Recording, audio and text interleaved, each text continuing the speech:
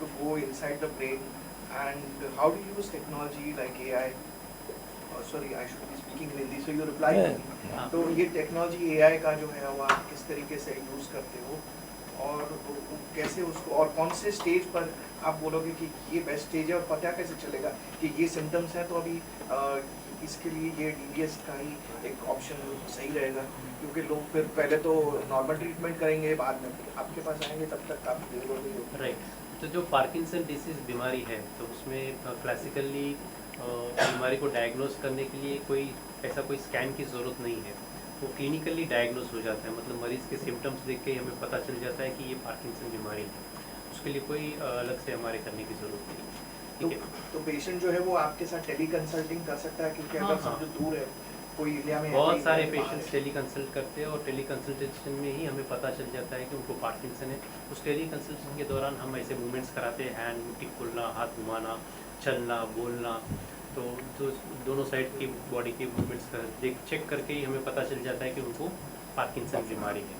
और पार्किंसन के अलावा और कौन सी बीमारियां हैं जो आप के ट्रीटमेंट से, DBS ट्रीटमेंट से क्योर हो सकती है, या कम से कम कंट्रोल बेटर तरीके से? हंटिंगटन कोरिया है, फिर ट्रेमर्स जो है, स्पाइनल कॉर्ड SCA12 में जो ट्रेमर्स आते हैं वो कंट्रोल हो सकते हैं। डिस्टोनिया जो है, हैंड के या जनरलाइज बॉडी डिस्टोनिया है, वो कंट्रोल हो सकते हैं। एपिलेप्सी जो है वो कंट्रोल हो सकती है। सर हमारी ऑडियंस के लिए थोड़ा सा ब्रीफ कर दीजिए ना DBS ट्रीटमेंट के बारे में। हाँ, तो डीप ब्रेन स्टिमुलेशन सर्जरी जो है, ये ब्रेन में हम एक 2 पतले से वायर डालते हैं, छोटे से छेद बना के, और ये प्रोसीजर हम मरीज़ को होश में रख के करते हैं। और जब ये प्रोसीजर करते हैं तो जब वायर अंदर पहुंचता है, पहले तो हमें कंप्यूटर में पता चलता है कि सही ठिकाने पे पहुंचा है कि नहीं। फिर ब्रेन की वेवफॉर्म्स हम रिकॉर्ड करने से हमें पता चलता है। फिर वहाँ पहुंचने के बाद फिर हम इलेक्ट्रिकल करंट देते हैं। ये करंट बहुत जो हमारे शरीर में नसों में दौड़ता है उतना ही करंट होता है, तो जिससे मरीज़ को पता भी नहीं चलता है कि करंट चालू हुआ है बॉडी में। वो देने के बाद हम उनके सिम्टम्स को चेक करते हैं कि वो ट्रेमर्स बंद हो गए कि नहीं, हाथ का मूवमेंट्स फ्री हुआ कि नहीं, टाइटनेस इम्प्रूव हुआ कि नहीं, बोलने का इम्प्रूव हुआ कि नहीं। वो मरीज़ के साथ हम बात करते हैं और एसेस करते हैं। फिर मरीज़ को खुद को भी बोलते हैं कि आप भी एसेस करके देखिए कि आपके सिम्टम्स और तकलीफ़ें इम्प्रूव हुई कि नहीं हुई।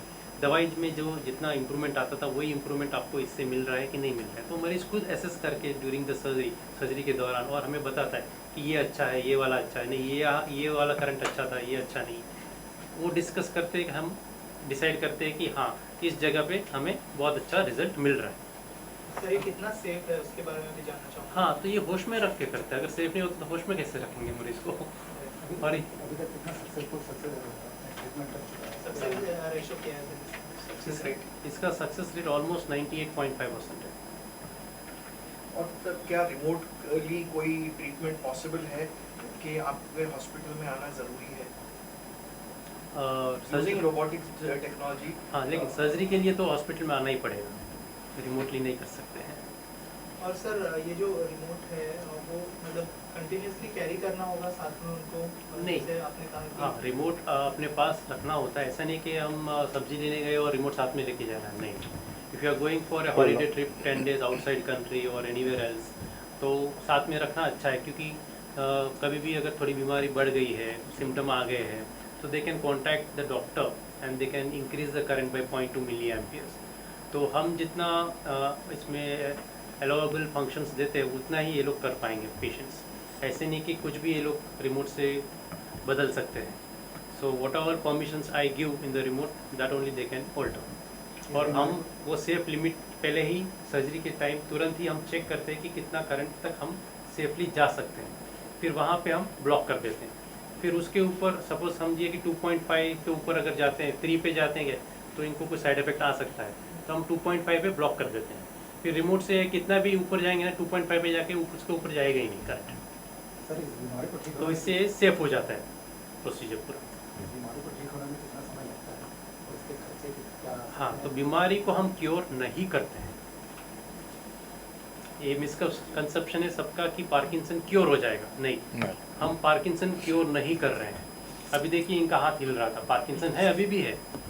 तो हम सिर्फ सिम्टम्स को कंट्रोल कर रहे हैं, बीमारी को क्योर नहीं होता है। बीमारी बढ़ता ही जाता है, जैसे जैसे बीमारी बढ़ता है हम करंट के पैरामीटर्स चेंज करते रहते हैं। तो ये जो हेड से जो प्रोब्स आप डालते हो वो प्रोब्स लाइफ टाइम के लिए उनके लाइफ टाइम के लिए ब्रेन में रहते हैं और पूरे कंसील्ड रहते हैं, कंसील मतलब हिडन रहते हैं, बाहर कुछ भी नहीं दिखता। अभी मैं इसको देख इनका सर्जरी हुआ है, मैंने हेड से ही किया था सर्जरी, जो मैंने बताया ना 2 होल्स डाल के किया था, वैसे ही इनके सर में भी 2 होल्स डाल के किया था।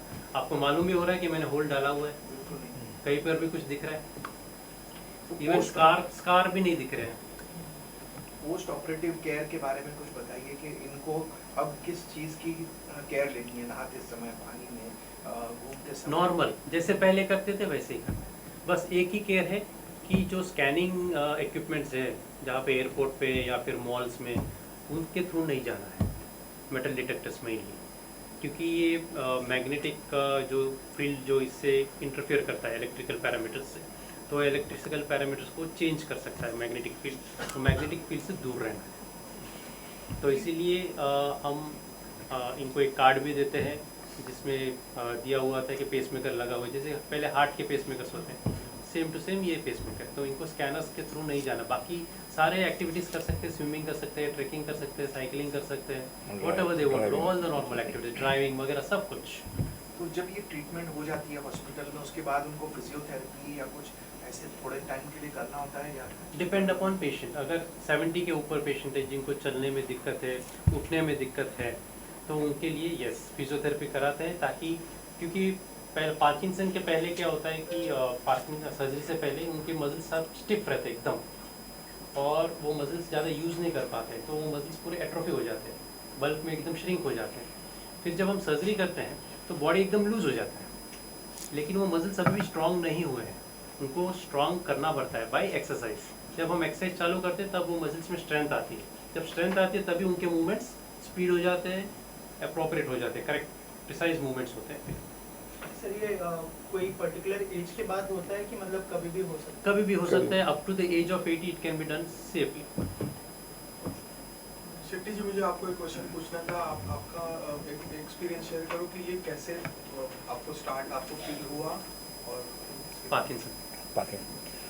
तो मेरा नाम महेश शेट्टी है। मैं एक होटलियर हूँ, नवी मुंबई में मेरा होटल है, Navi Mumbai as well as Mumbai में भी। ऐसा है कि 2019 में मुझे ये थंब में ट्रेमर आया था, 2019 में। तो धीरे धीरे मैंने केयर नहीं किया, मतलब ये तो होता रहता करे, लेकिन धीरे धीरे वो बढ़ता गया राइट हैंड में। तो राइट हैंड में जब बढ़ता गया, फिर बाद में धीरे धीरे मेरा राइट लेग में पूरा कवर किया उसको। तो मैं जब चलता था पूरा ड्रैग करके लेग को ऐसा, और लेगा तो भी क्या है, अभी तक ऑफ पीरियड में पूरा शेकी हो गया। और मैं जो लेता था मेडिसिन, वो हार्डली पहला 4 घंटा चलता था सिंडोपा प्लस, ये बाद में 1 घंटे से ऊपर नहीं। तो मैं 7-8 गोली खाता था, या कोई फंक्शन में जाएगा तो डबल डोज लेके खड़ा रहने का, ऐसा सब था। और इतना पार्किंसन किसी दुश्मन को भी नहीं आवे सर, ऐसा है। लेकिन उसका इलाज आने से अभी किसी चीज़ का डर नहीं है, सच।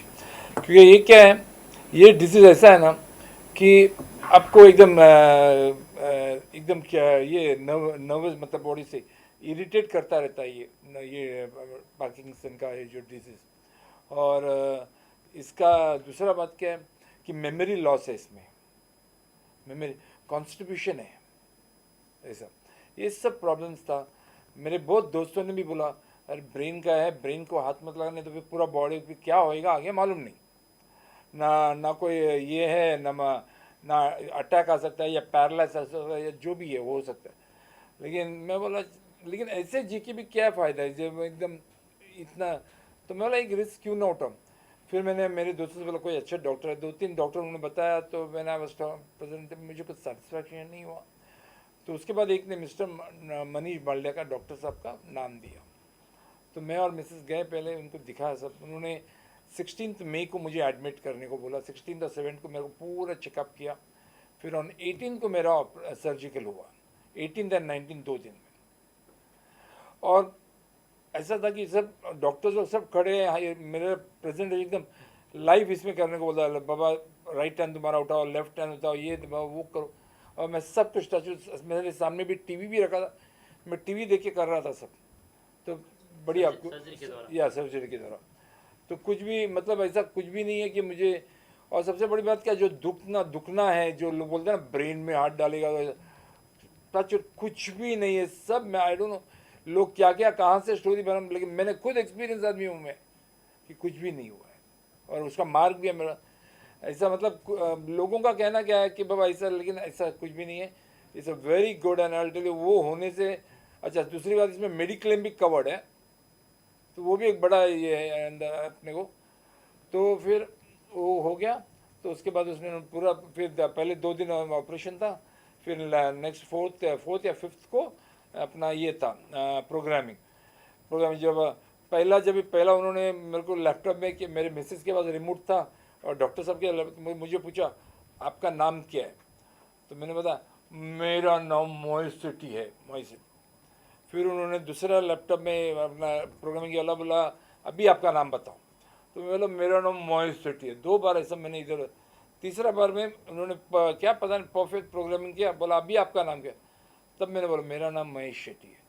मतलब मैं खुद हैरान हो गया सर, मेरे को क्या बोलूँ, ये मेरे लिए सेकेंड लाइफ है।